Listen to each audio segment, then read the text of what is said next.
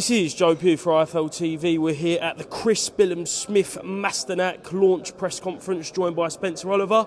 Spence, it's been a couple of weeks. How are you, mate? Yeah, Joe, all good, my friend, all good. Great fight this, by the way, December the 10th, back down in Bournemouth, Chris Smith Masternak. I got to say, stylistically, this really is a cracker. Masternak seems like he's been around forever, don't it? He's been a pro since 2006, boxed Tony Bellew all those years ago at the O2 Arena, you know, December 2015, and that was a real war as well. He's gone on and he's boxing the World Boxing Super Series, losing another close fight to Dorcas. So it tells you the sort of level that he's at. Also, former European champion. He's still competing very much at a high level. Stylistically, this is a great one, and with this fight being back in Bournemouth, is needed really for Billiam Smith, because he's going to need them crowd behind him. You know, we've been in that international, the big centre before, the international centre, and it really is like an unbelievable arena. And you know, you look back to fights when he boxed like Isaac Chamberlain, and the crowd played a big part in pulling him through some patchy moments, and he may have to do the same again going into this one. I mean, Chris thinks that this is possibly one of his hardest tests to date, and I believe I'm sort of with him on that as well. He's a tough opponent. A lot of people thought it would be the Okoli rematch straight away. I'm led to believe that that's happening next year now. But Chris could have chosen a lot of an easier opponent as his first title defence, couldn't he? Absolutely. Okoli was the one that was meant to be in line, because they're meant to have the immediate rematch. I think Okoli needs more time. He wants to get himself ready to explain to people why that fight's not happening. He was happy for this fight to happen on the basis that he fights the winner. We've got Richard Riakporhe there as meant to box Goritarian for the WBA title, I believe it was. That fight never happened, and then he's number one with the WBO mandatory, so he's there as well. And I think 2024 for the cruiserweights, British cruiserweights, and the boxer cruiserweights is going to be a big year. I think we're going to get the fights that we wanted, but Billiam Smith has to come through this one first against Masternak, because like you say, Lawrence gets the winner of this anyway. But you've got Richard Riakporhe there as well, so there's history between these two. There's big fights out there, so it's a potential banana skin for Chris, and one that he needs to win and to keep hold of that title to set up those big fights next year. Spencer, I did see you on Monday. We didn't get a chance to catch up. We both spoke to Chris Eubank Sr. Pleased to have him back in boxing, and you spoke to him and he sounded well? Yeah, I spoke to Chris. I like Chris. Yeah. Go back a long way with Chris, you know what I mean? Like way back to the 90s, really, sort of like when we were boxing and whatnot. So, you know, I've had a lot of time for him. He's had a tough couple of years, if I'm totally honest. You know, he's had a very tough couple of years with losing, you know, his late son Sebastian, and, you know, with the stuff that was going on with Chris Jr. and the fallout with him and whatnot. So, yeah, it is good to have him back. And Harlem Eubank, I think, is welcomed his uncle back. You know, Harlem's just lost his dad, Simon, who was boxing when I was boxing as well. So, you know, and Simon was, he was a guy that was a tough guy as well. And I think that Chris has sort of stepped up and said, listen, Harlem, I'll help you. Now, Harlem's gone under the radar a little bit, if I'm honest. I think he's like 18 fights unbeaten or something, but he's in that position now. And it was mad, actually, because when we done the interview, I was surprised and amazed by when Chris Eubank turned around to me, senior this is, and goes, it's the Conor Benn fight we want. We're boxing this one at 140. Because he's fighting in November, isn't he? Next week in Brighton. Yeah, next week in Brighton. He said, and then after that we move up to 147, and Conor Benn's the fight I want. And I went, I like that. Yeah. I like that a lot. Just picking this back up with Spencer Oliver here, some technical difficulties, but we got that with Chris Eubank Sr. We'll move on to last week in Saudi Arabia. Obviously, we've got to talk about it. First of all, you wasn't there, Spencer. How did you feel about that and everything that happened with TALKSPORT? Yeah, we was gutted. We wasn't there, obviously. It was, you know, as an event, it was something that we really wanted to be at. As a fight, you know, we all sort of bow our heads in shame a little bit, because we thought it was a non-event as a fight, and it turned out to be a proper event, didn't it? It turned out to be a proper fight.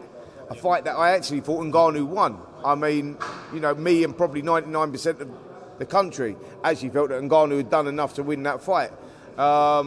Yeah, I think it was a surprise. I think it was the wrong approach from Tyson Fury. I think that his mindset maybe had been elsewhere. You know, he might have been training and doing what he had to do, but he boxed well below par. I think his timing was out. I think Ngannou tactically had it spot on. He was holding his ground, imposing himself, you know, and making Fury come to him. Fury was making the fundamental mistakes, and Ngannou uses lack of speed made up for that in timing, and the timing was impeccable. As Fury threw his punches, he met him with his shots, and I thought he won, mate. I've got to be honest, I thought he won the fight. I think Fury can, count his lucky stars with that, if I'm totally honest. The boxing gods were definitely with Fury on that, on that night.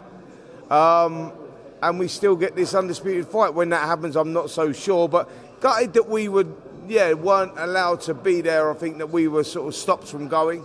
Team Fury didn't want us out there because of negative comments that happened fucking bizarrely like 6 or 7 months before, when in an interview Simon Jordan said, if Fury doesn't, and listen to this, if Fury doesn't take the Usyk fight, if Fury's ducking Usyk, it's a massive blow to boxing and he's whatever it is. But he said the word if, and I think all the YouTubers and whatnot picked it up and said, Simon said you was ducking it. Weren't like that.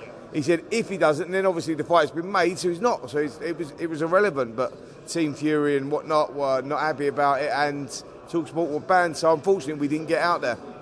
After Tyson's performance on Saturday night, you've said that you think Ngannou won that. Does that change your opinion on how an Usyk fight goes with him and Tyson? No, I just think he approached the fight totally wrong, and whether he says he did or he didn't and the training was great or whatever else, I just think the mindset of the fighter or a fighter, I don't think he was motivated enough for it. I think he thought he just had to turn up to win, and think when things didn't go his way, he found, his timing was out straight away, and Ngannou landed that shot in the 3rd round and then put Fury on the back foot, and things just never went right for Fury.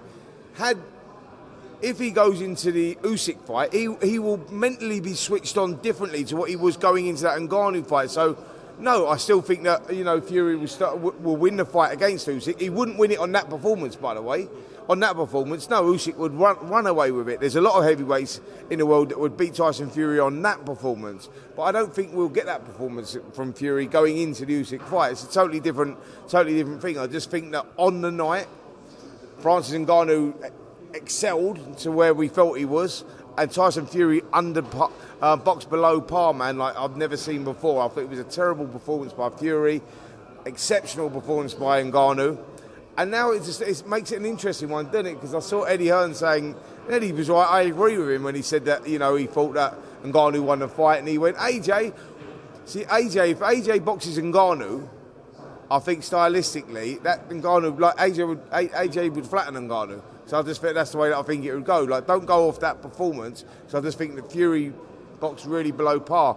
I mean, it's an interesting one, but it puts Ngannou into the mix, and it, continues this sort of crossover fights, don't it? Because I think that we're going to see Ngannou in with some big names now as well. Last one was what happened on Saturday night and the way the fight played out bad for boxing. Was it bad for boxing? The problem that we've got is that it's going to dilute these big fights because of these crossover fights. Now I think we might see, like I say, AJ against Ngannou. We might see Fury back in with Ngannou. We might see Usyk in with Ngannou. What I'm saying is, and that's going to stall all the other big fights that we want in heavyweight boxing. But I also think that it's going to create more crossover fights that we're going to see into boxing. And when you're getting these crossover fights, obviously that generates money. It's called prize fighting. I understand what the fighters want to do, but all I think it does is delays, or we never get the big fights that we want to see as hardcore boxing fans. And that's where we're at, and that's just the changing of the times, mate. That's not going away. I think we're going to see more of that. I think it all started with Conor McGregor and Mayweather, way back when, and now we've had this fight, and Ngannou, giving a good account of himself, the way that he did there is going to open up the floodgates, and I think we're going to get we're going to get loads more of this type of fights, and that may stall on the big fights happening. Excellent, Spencer. Thank you very much for speaking to IFL TV. I know I caught you on the way out, but I'll see you soon, mate. Cheers, mate. Thank you very much.